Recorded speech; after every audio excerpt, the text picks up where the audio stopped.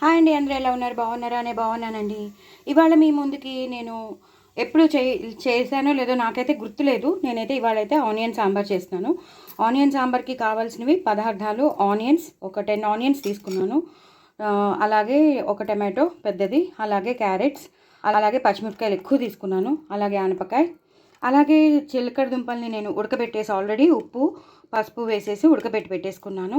అలాగే గుమ్మడికాయ ముక్కల్ని కూడా అదే దాంట్లో ఇవి తీసేసాక ఇవి వేసేసి ఉడకబెట్టేసుకున్నాను. గుమ్మడికాయ ముక్కలు ఉప్పు పసుపు వేసిన దాంట్లో ఉడకబెట్టేసుకున్నాను. ఇవి కూడా ఉప్పు పసుపు వేసిన దాంట్లో ఉడకబెట్టేసుకున్నాను. సో దట్ ఈ రెండు ఇంక మనం ప్రెషర్ ప్యాన్లో పెట్టక్కర్లేదు, ఇవి పెట్టక్కర్లేదు. అలాగే బెండకాయలు వేయించి పెట్టేసుకున్నాను, ఉప్పు అలాగే పసుపు వేసేసి వేయించి పెట్టేసుకున్నాను. ఇవి కూడా మనం ప్రెషర్ ప్యాన్లో పెట్టక్కర్లేదు.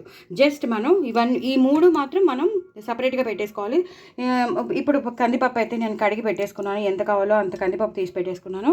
సో చింతపండు కూడా నానబెట్టేసుకున్నాను. సో ఇవన్నీ కలిపి నేను ప్రెషర్ ప్యాన్లో పెట్టవలసినవన్నీ పెట్టేస్తాను. సో నెక్స్ట్ ప్రొసీజర్ మీకు మళ్ళీ చూపిస్తాను. సో అన్నీ వేసేసుకున్నానండి. అలాగే కొంచెం కారం వేసుకున్నాను, కొంచెం పసుపు కూడా వేసేసుకున్నాను.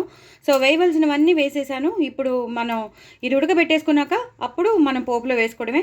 మన ఇంట్లో ఎలాగో సాంబార్ పొడి ఉంటుంది, అలాగే జీలకర్ర ధనియాల పొడి ఉంటుంది కాబట్టి నో ప్రాబ్లం. సో ఇవన్నీ ఉడికిపోయాక నెక్స్ట్ మీకు ఎలా చేయాలో చూపిస్తాను. అవి మాత్రం గుమ్మడికాయ ముక్కలు మాత్రం చిలకడ దుంపలు బెండకాయ ముక్కలు ఇది బాగా మరుగుతున్నప్పుడు వేసేస్తాను తప్ప ఇప్పుడే అసలు ఉడకబెట్టడానికి అవసరమే లేదనమాట. బాగా అవేమో ఉడికిపోయి ఇవేమో బాగా వేగిపోయాయి బెండకాయలు. సో నెక్స్ట్ ప్రొసీజర్ మళ్ళీ మీకు చూపిస్తాను. సో నేను ములక్కాడలు కూడా అదే వాటర్లో ఉడకబెట్టేసుకుంటున్నానండి. ఒక 5 to 6 minutes ఉన్నాయనుకోండి, ఎప్పుడైతే నీళ్లు మరిగిపోయి అవి బాగా బాయిల్ అయిపోతాయో ఆ ములక్కాడలు కూడా తొందరగా మగ్గిపోతాయి. అప్పుడు మనం సాంబార్లో యాస్టీస్గా వేసేయచ్చు అనమాట. మనం ఇప్పుడు చిలకడ దుంపలు ఎలా ఉడకబెట్టి పెట్టేసుకున్నామో, గుమ్మడికాయ ముక్కలు ఎలా ఉడకబెట్టి పెట్టేసుకున్నామో, అలాగే బెండకాయలు వేయించి పెట్టేసుకున్నామో, బెండకాయలు యాస్టీస్గా ప్రెషర్ ప్యాన్లో పెట్టడం కానీ ఉడకబెట్టడం కానీ చేయొద్దండి. వాటిని మాత్రం చక్కగా ఉప్పు కారం వేసి వేయించి పెట్టుకోవాలి. ఉప్పు పసుపు వేసి వేయించి పెట్టుకోవాలి, కారం కాదు. ఇవి మాత్రం నీళ్ళల్లో చిలకడ దుంపలు ఉడకబెట్టిన నీళ్ళే, అలాగే గుమ్మడికాయ ఉడకబెట్టిన నీళ్ళల్లోనే ఉప్పు పసుపు ఉంది కాబట్టి ఇవి కూడా మగ్గించేసుకుంటున్నాను. ఇవి కూడా బాగా మగ్గిపోయాక అన్నీ కలిపి మనం పోపు వేసేసుకోవచ్చు. మళ్ళీ నెక్స్ట్ ప్రొసీజర్ మీకు మళ్ళీ చూపిస్తాను. చూసారు కదండి, సాంబార్ అంతా చక్కగా మరిగిపోయేటట్టు నేను పెట్టేసుకున్నాను. ఇందాక మీకు అన్నీ చూపించాను, ఎన్ని వెజిటబుల్స్ వేసాను, అన్ని వెజిటబుల్స్ మీకు చూపించాను. సో ఇలాగనమాట. ఒక్కొక్క ఉల్లిపాయ ఎలా ఉందో చూసారు కదా, ఉల్లిపాయ వస్తూ ఉంటుంది. ఆనియన్ సాంబార్ అంటేనే ఉల్లిపాయ రావాలి. నేను చిలకడ దుంపలు ఎక్కువ వేసుకున్నానండి. సో చాలా బాగుంటుంది చిలకడ దుంపలు కానీ ములక్కాడ కానీ. సో ప్రెషర్ ప్యాన్లో పెట్టుకునేసరికి ఏమైందంటే కొంచెం ఇలా ఉండాలండి. ఏమవుతాయంటే కొంచెం స్మాష్ అయిపోతాయి. అదే నేను కుక్కర్లో పెట్టాను అనుకోండి, ఇదిగో చూసారు కదా ఇంకోటి. సో అలా లోపల ఉన్నాయిలేండి. సో ఇప్పుడు ఏం చేస్తామంటే మనం బెండకాయ వేయించి పెట్టుకున్నాం కదా, అవి కూడా వేసేద్దాం.